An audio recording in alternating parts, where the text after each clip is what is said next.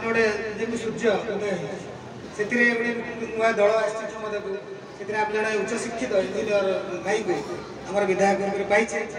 आम समस्या सब आम जन सारे जनाऊँ आज सभार जन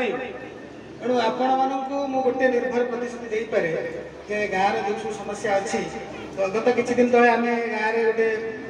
लेखा कर चारिए बाड़े गाँव ये समस्या को समाधान करा पड़ो ना खाली लेखार आदर्श ग्राम कहते हम आदर्श ग्राम करने ग्राम ग्रामर जो सब समस्या अच्छी से सब समस्या को आगे दूर करा पड़ो तेणु आज आम जहाँ आम गोटे आम लिस्ट करुँ विधायक माननीय विधायक जनवाई से लिस्ट आगे पढ़ुची आम पंचायत वार्ड नंबर कुंजवन निकटस्थ नदी शଯ୍ୟା 4 वर्ष ऊर्ध्वकाल धरी बालीघाट नीलाम हो लगातार प्रचुर परिमाण बाली उठाण फल नदी शଯ୍ୟା अत्यंत गभीर हवा सहित गोलाआड़ को प्राय 30 फुट ओसार अतड़ा खाଇବା हेतु नदी कूल पुरुषाधिक्रम बसवास कर 42 परिवार प्राय 250 लोक बासवार को बसले परिवेश प्रदूषण हो स्थानीय नदीबंधे बाली जमी समय समय दुर्घटना घटुची एवं आम गाँव गोटे जो पड़िया अच्छे बस पड़िया से पड़ियार नदी पट धीरे धीरे खाई चली बालीघाट जो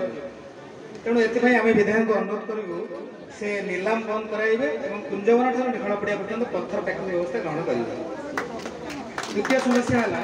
ग्रामर अधिशक्ति देवी कोचले सुनई गबसई पीठ मान उन्नतीकरण केमती कर कथा माननीय विधायक दृष्टि देवे बोली आम आशा करुँ। पालादा सरकारी अपग्रेडेड उच्च विद्यालय जोड़ पाख पाचेरी निर्माण और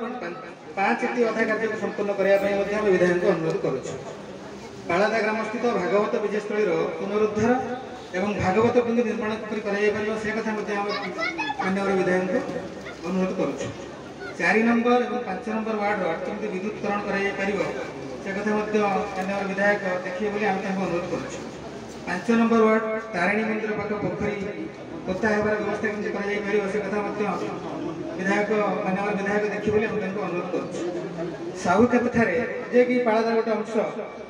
सेठारे दीर्घ दिन धरी अचल होता सरकारी बोरिंग पॉइंट पुनरुद्धार एवं निताई गौरव